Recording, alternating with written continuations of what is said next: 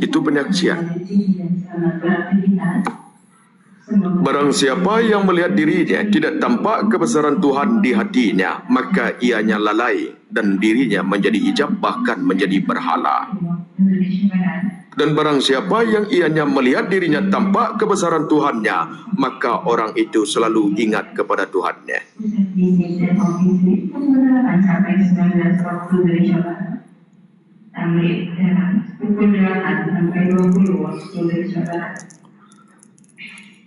Demikian informasi ini atas perhatiannya kami ucapkan terima kasih. Maka makrifah itu adalah anugerah yang Allah masukkan ke dalam hati seseorang yang dikehendakinya melalui daripada penyucian. Banyak orang yang mengetahui bab makrifah tetapi tidak dapat kelezatan di saat muraqabah, kelezatan di saat musyahadah. Banyak orang yang mengetahui makrifah akan tetapi tidak dapat merasakan kenikmatan daripada solat, kenikmatan di saat berzikir, kenikmatan di membaca Al-Quran. Karena kenikmatan itu adalah buah daripada makrifah seperti surga yang Allah anugerahkan sebagai balasan daripadanya, hati orang-orang yang arif. Maka didahului ilmu naik satu kesaksian sehingga ia menyaksikan, duduk kepada rasa yang hak dengan dapat merasakan, sehingga melakukan dengan suatu tindakan. Inilah buah daripada makrifah, yakni ketakwaan.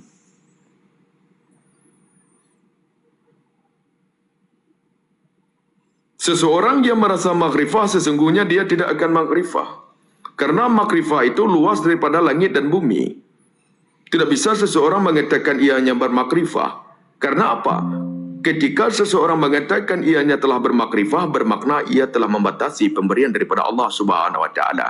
Maka makrifah itu adalah kadar-kadarnya berbeda-beda, tidak akan sama. Di waktu zaman Nabi sangat tinggi. Di zaman wali telah berkurang, apalagi di zaman sekarang. Kadarnya. Banyak-banyak yang bercerita betul tetapi tidak duduk kepada merasakan karena puncaknya kepada merasakan.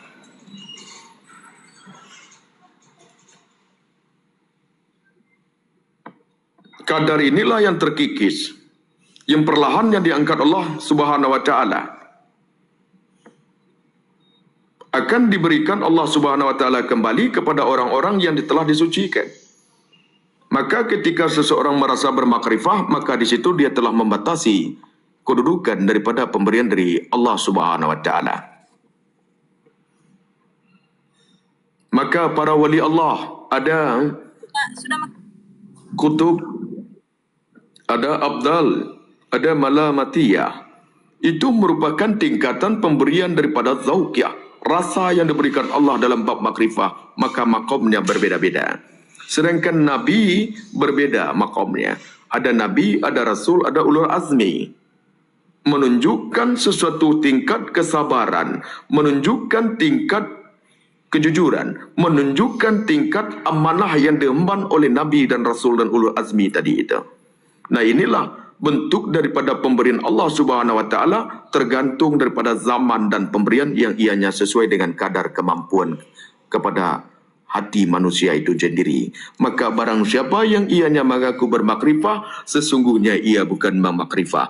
Tanda-tanda orang yang bermakrifah itu takut ianya kepada Allah. Maksud takutnya kepada Allah tadi itu takut ianya bermaksiat, baik secara zahir maupun secara batin. Selalu diawasi oleh Allah, selalu memandang wajah Tuhannya. Selalu ini adalah senantiasa ini adalah istiqomah. Istiqomah ini pemberian daripada Allah, bentuk daripada karamah maknawiyah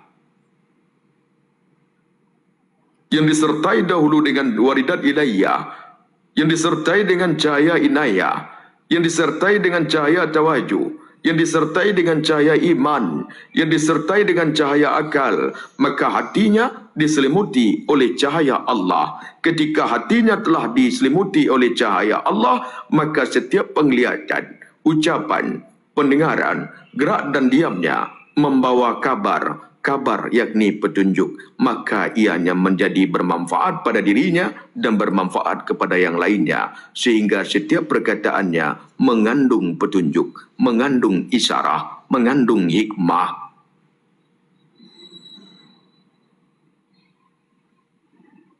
Tidaklah ianya berkata sia-sia, seperlunya saja dia berbicara sebagaimana itu yang telah dicontohkan oleh Nabi Muhammad sallallahu alaihi wasallam. Perilakunya hikmah, karena hikmah tadi itu adalah sunnah. Sebagai cerminan, sebagai manusia bercermin kepadanya adab-adab dan perilaku. Maka ketika seseorang yang telah dianugerahkan Allah Subhanahu wa taala makrifah, maka akan tercermin kepada zahirnya, akan memantul dua hal. Yang pertama cahaya Allah, yang kedua ketakwaannya. Ketika pantulan itu telah ditampakkan, telah dibukakan oleh Allah, maka manusia banyak mengikutinya. Yang mengikutinya ini adalah orang-orang yang dikendakinya, yang dikendaki Allah. Bukan sengaja ianya mencari pengikut, tetapi seseorang yang mengikuti ditunjukkan hatinya oleh Allah, tergerak di hatinya sangat kuat untuk mengikuti seseorang tadi yang telah ada cahaya di hatinya. Ini syarat utama seseorang murabbi. Ini syarat utama seorang murabbi. Waalaikumsalam. Bunda Mawarji.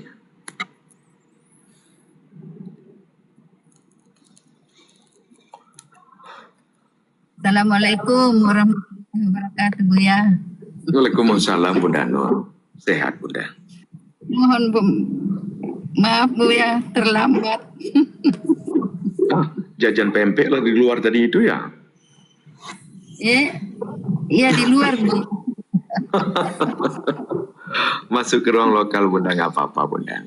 Jangan suka-sungkan, Bunda.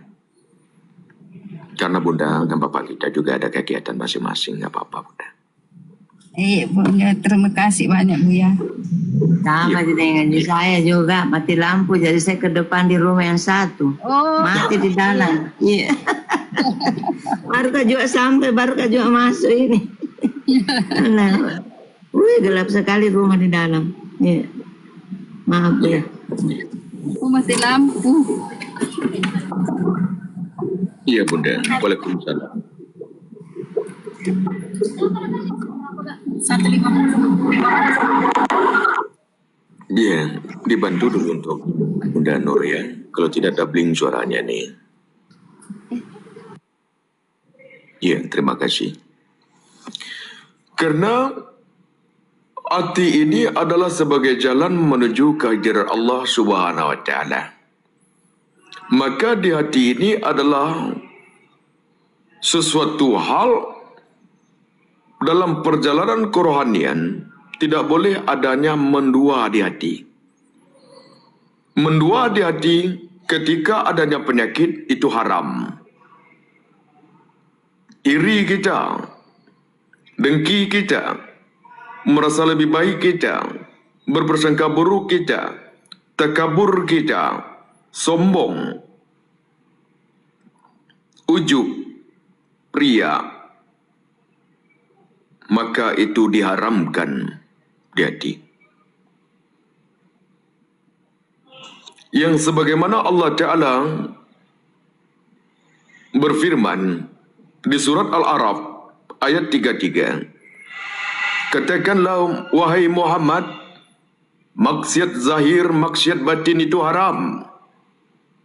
Mensekutukan Allah haram.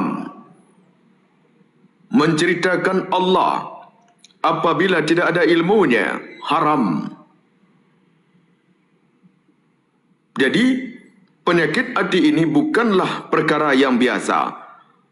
Penyakit hati ini akan menjadi berhala, jatuh kepada kesyirikan, maka Allah mengharamkan. Sesungguhnya Allah telah berfirman di hadis qudsi, kujadikan makhlikai di dalam dada anak Adam itu ada hati. Di dalam hati ada kalbu. Di dalam kalbu ada fuad. Di dalam fuad ada sagaf. Di dalam sagaf ada labban. Di dalam labban ada sir. Di dalam sir ada nur. Di dalam nur ada aku, kata Allah. Bukan Allah bertempat Ada aku menunjukkan derajat usulnya seseorang salik tadi itu, hatinya yang teraki, rohani yang teraki, rasanya naik saksi sehingga ia merasakan kebesaran Allah dimanapun ianya berada, sehingga ianya merasakan ilmu kudrah dan irada Allah, sehingga ianya merasakan kasih sayang Allah, sehingga ianya merasakan Allah dimanapun berada. Dengan itulah ianya disebut ada Allah, ada aku, kata Allah. Di sebalik nur. Nur itu adalah citra daripada zat, yakni ketuhanan, yang ditampakkan kepada kita, yang dizahirkan kepada kita, dan pada alam ini adalah ketuhanannya. Itu dikatakan cahaya Allah, itu dikatakan wajah Allah, itu dikatakan af'al dan sifat Allah. Sehingga terbit keyakinan di atas penyaksian, tumbuh cahaya iman berbuah kepada ketakwaan. Maka pakaian daripada insan adalah iman dan takwa. Iman yang telah sungguh di hati, telah menetap di hati, baik dalam keadaan kesendirian dan keramaian, baik dalam keadaan duduk, berjalan dan berbaring, dia selalu hatinya ingat kepada Rabbnya semata-mata.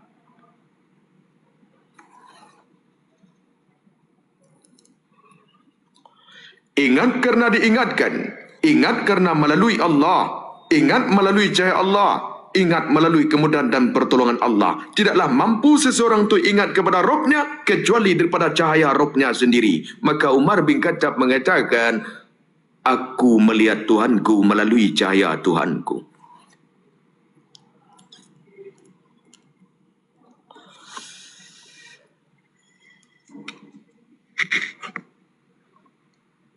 Maka tadi dijelaskan, mata ini adalah alat untuk melihat, yang melihat itu roh karena diperlihatkan atas penupangan ilmu kudrah dan irada Allah.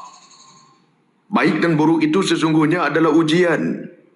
Baik dan buruk itu sesungguhnya ujian, karena didasari oleh pikiran yang menghafal, duduk kepada ilmu, sehingga mengetahui itu baik dan buruk. Ujian. Karena dikatakan ujian, bentuk kasih sayang Allah Subhanahu wa Ta'ala. Ketika orang berbuat baik, ujian baginya. Apa bentuk ujiannya? Akan bersemayam ujub dan riak. Ketika ditampakkan suatu keburukan, ujian baginya, bisa ianya merasa lebih baik. Maka pandanglah di setiap baik dan buruk tadi itu merupakan kasih sayang Allah, sehingga kita tidak ujub dan riak ketika berbuat baik, ketika tidak merasa lebih baik di saat kita diperlihatkan suatu keburukan. Kita tidak dapat melihat suatu keburukan kecuali ditampakkan. Kita tidak tampak suatu kebaikan kecuali ditampakkan. Ditampakkan kepada alat penglihatan, didasari oleh ilmu, karena ruh yang melihat karena diperlihatkan terjalinya cahaya Allah. Maka segalanya ini adalah cahaya Allah. Tanpa adanya cahaya Allah, manusia dan alam dalam kegelapan. Maka yang disaksikan oleh seorang salik maupun orang yang usul hanya cahaya Allah, hanya wajah Rabbnya. Dengan memandang wajah Rabb senantiasa, hatinya lezat, hatinya nikmat, hatinya bahagia, hatinya tenang. Tidak lagi keterkaitan kepada duniawi, tidak lagi ianya mencintai selain daripada Rabbnya, kepada Rasulnya, sehingga bukan pengakuan atau akuan, tetapi fiklinya yang telah membenarkan di atas kalbinya, sehingga terjalan dalam satu tindakan.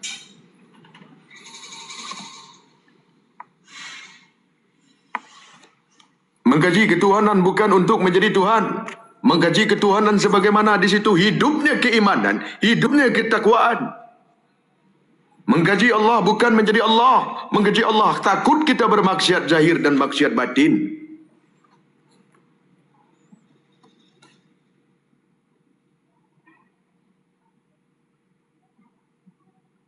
Sesungguhnya cahaya Allah telah meliputi langit dan bumi. Orang Orang yang diliputi hatinya dengan cahaya Allah dimanapun ianya menghadap, di situ wajah Tuhannya. Dengan menghadap selalu kepada Tuhannya itu dikatakan hati selalu hudur dengan Allah. Sebagai syarat sah utama untuk beribadah, harus hudur hati dengan Allah. Maka itu terkunci yang diisyaratkan baiat ikrarnya seorang hamba kepada Khalik di antara doa iftitah. Ku hadapkan wajahku ke hadiratmu ya ilahi. Bukan ini wajah, hati. Yang selalu hudur dengan Allah. Hidup dan matiku hanya untukmu ya Rabb. Hidup dan matiku hanya untukmu ya ilahi. Bermakna hidup di atas yang dihidupkan terzahir kepada nyawa disebut zat hayat.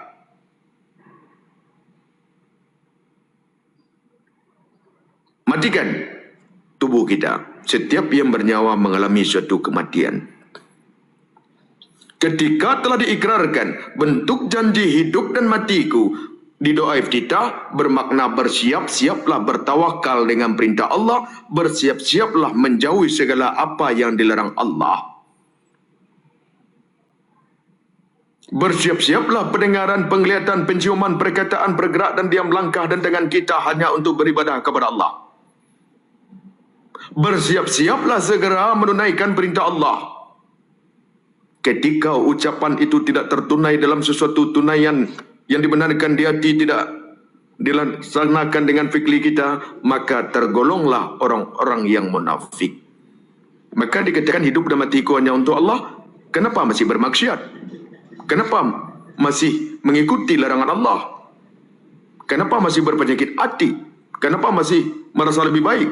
Bukankah itu kataan ikrar? Bukankah itu janji kepada Allah? Berbaiat kepada Allah. Hidup dan matiku hanya untuk Allah.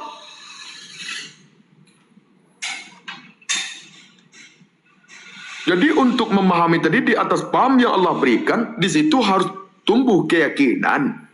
Betul-betul tumbuh dengan kesungguhan. Betul-betul dengan suatu keikhlasan yang telah diberikan Allah. Bukan sebatas ucapan. Banyak yang berucap tetapi tidak sesuai dengan tindakan. Jatuh kedudukan kekufuran, jatuh kedudukan kemunafikan. Sangat membahayakan. Maka jangan pernah merasa aman kita daripada sifat kemunafikan.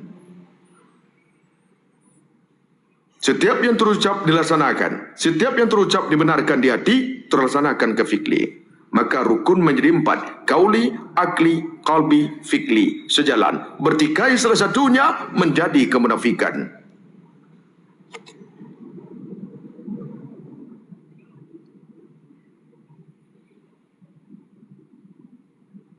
Butuh warak. Butuh pertimbangan. Bukan ketergesa-gesaan.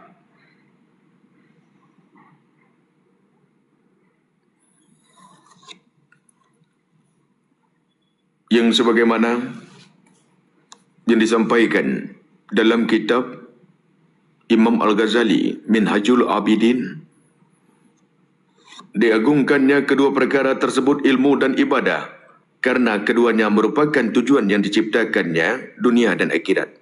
Maka seorang hamba sepatutnya tidak lagi menyibukkan diri kecuali dengan keduanya hal tersebut dan tidak mencapai kecuali untuk keduanya hal itu, serta tidak berkonsentrasi kecuali kepada keduanya. Dan ketahuilah bahawa perkara-perkara selain keduanya adalah menipu dan tidak ada kebaikan di dalamnya, hanya senda gurau yang takkan ada hasilnya. Ilmu sendiri lebih utama kedudukannya daripada ibadah, yang sebagaimana yang disampaikan sabda ini oleh Nabi Muhammad SAW. Sesungguhnya keutamaan seorang alim terhadap seorang ahli ibadah adalah seperti keutamaan diriku terhadap orang-orang yang paling rendah kedudukannya dari umatku. Orang yang berilmu bukan sekadar dia mengetahui. Yang dinaikkan derajat oleh Allah adalah ilmu yang diamalkannya. Neraka jahanam apabila orang yang tidak mengamalkan ilmunya. Waalaikumsalam, Bunda Robiah. Maka seseorang yang berilmu diangkat derajatnya. Yang mana yang diangkat itu orang yang mengamalkan ilmunya dengan keikhlasan dan kesabaran.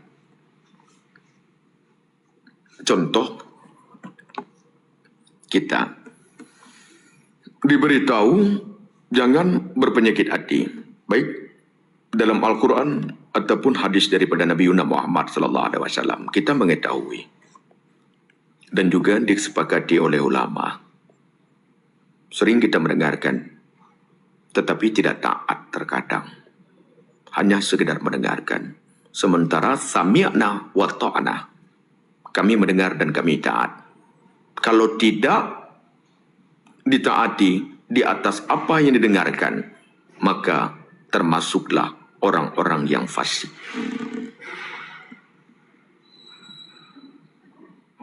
Kita mengetahui penyakit itu tidak boleh. Pengamalannya bagaimana? Jangan berpenyakit hati. Karena kita telah diberitahu, jangan berpenyakit hati. Bagaimana pengamalannya? Jangan berpenyakit hati. Sekiranya kita telah tahu sebagaimana penyakit hati itu dilarang, kita tetap berpenyakit hati, itulah orang-orang yang merugi. Itulah orang-orang yang mendengar tetapi tidak taat akan perintah Allah dan Rasul-Nya. Ini saja contoh dahulu. Hai orang-orang yang beriman, janganlah engkau berbanyak berpersangka. Karena berpersangka itu adalah dosa. Janganlah engkau mencari kesalahan orang lain. Dan janganlah engkau mengunjing satu sama yang lainnya.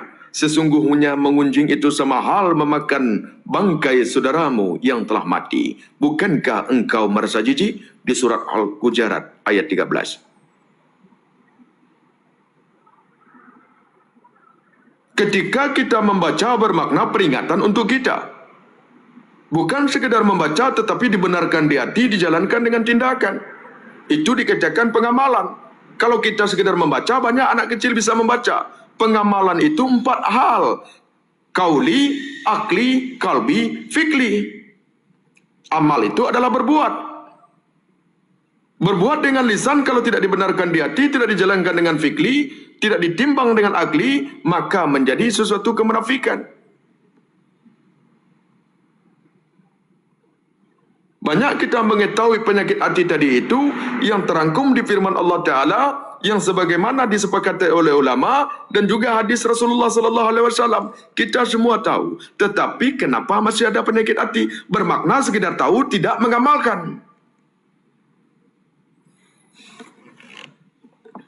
Sedangkan keduduk penyakit hati itu ia diharamkan. Ketika diharamkan maka Allah melarang, maka Rasul melarang karena haram. Kedudukan dalam fikih. Kenapa dia larang? Kenapa dilarang oleh Allah? Kenapa dilarang oleh ulama? Kenapa dilarang oleh Rasulullah? Karena dia merupakan hijab dalam konteks tasawuf. Kenapa dilarang oleh Allah? Kenapa dilarang oleh Rasulullah? Kenapa dilarang oleh ulama? Karena dia syirik. Jadi penyakit hati itu haram. Penyakit itu hijab. Penyakit hati itu kesyirikan. Maka dilarang keras. Ini saja yang kita amalkan. Selalu bersuci. Jangan mengikuti iri dan dengki ketika berbisik di hati.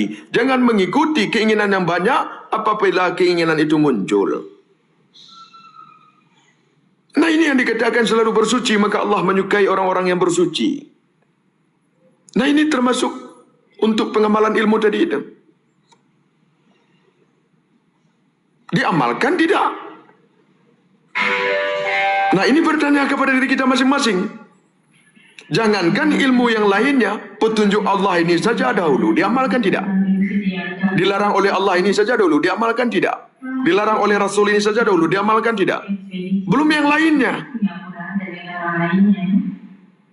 Bijinan di sebelum papaya, pria datang dibilang buaya. Kalau kamu cari ekspedisi ke Malaysia, Belum yang lainnya. segera datang ke Residen Asia.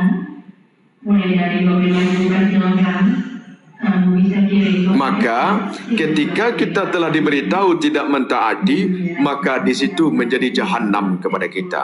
Membawa kegelisahan penyakit hati, tidak akan tenang. Itu salah satu contoh pengamalan ilmu. Orang yang mengamalkannya, maka diangkat derajatnya. Menafikan segala penyakit hati, karena dia tahu itu kedudukan haram. Menafikan segala penyakit hati, karena dia tahu kedudukannya adalah hijab. Menafikan segala penyakit hati, dia tahu karena itu syirik. Itu orang yang mengamalkan.